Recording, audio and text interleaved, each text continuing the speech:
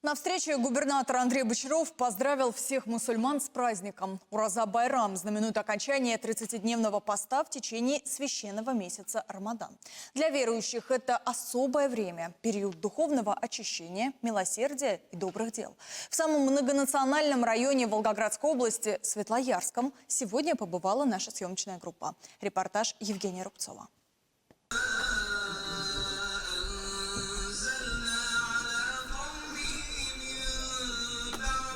С раннего утра к мечетям по всему миру стягиваются тысячи верующих, чтобы встретить этот день молитвой.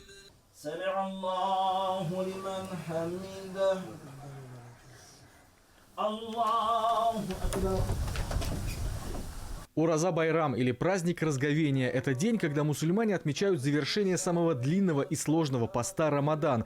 30 дней верующие отказывались от еды и питья в светлое время суток. Сразу после утренней молитвы строгие ограничения снимаются.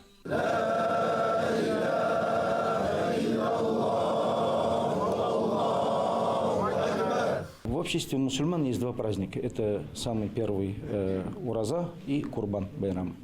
То есть в обществе, если в обществе, нам Аллах в Коране приказал поститься. Те, кто могут поститься, они должны поститься. То есть это приказ Всевышнего. И мы выполняем приказ Всевышнего как послушные рабы Господа.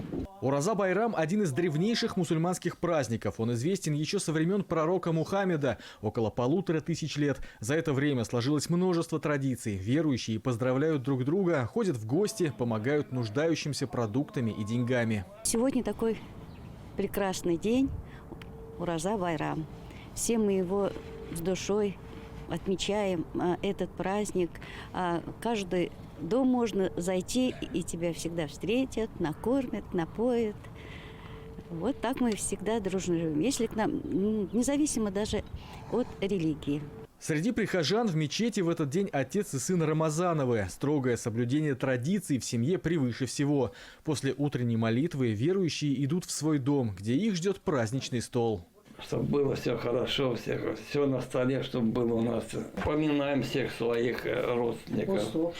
Приходят соседи также, близкие родственники, далекие родственники. Этот праздник будет идти у нас 3 дня. Ну а сегодня до вечера эти двери практически ни у кого не закрываются. Сын Рашида и Светланы Рамазановых дважды побывал в зоне проведения спецоперации. Сначала в 2022 году, затем в 2024. В общей сложности провел за ленточкой около года. С честью выполнял боевые задачи. 4 раза был ранен. В результате последнего, самого серьезного, потерял ногу.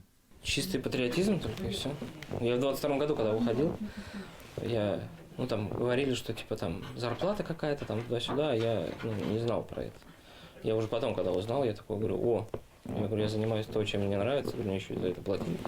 Прекрасно. О том, что сын отправился на защиту Родины, родители узнали не сразу. Мать до сих пор вспоминает тот период со слезами. Бессонные ночи, когда уже узнала, что он там. Вот этот звонок всегда трясет, всегда колышет, только что он живой, лишь бы все было хорошо. Вернувшись в родное село, Динар продолжает приносить пользу Отечеству, работает в военном комиссариате. Собирается поступить в высшее учебное заведение. Ну а пока рад разделить праздник Ураза Байрам с близкими. Евгений Рубцов, Станислав Дмитриев, Вести, Волгоград из Светлоярского района.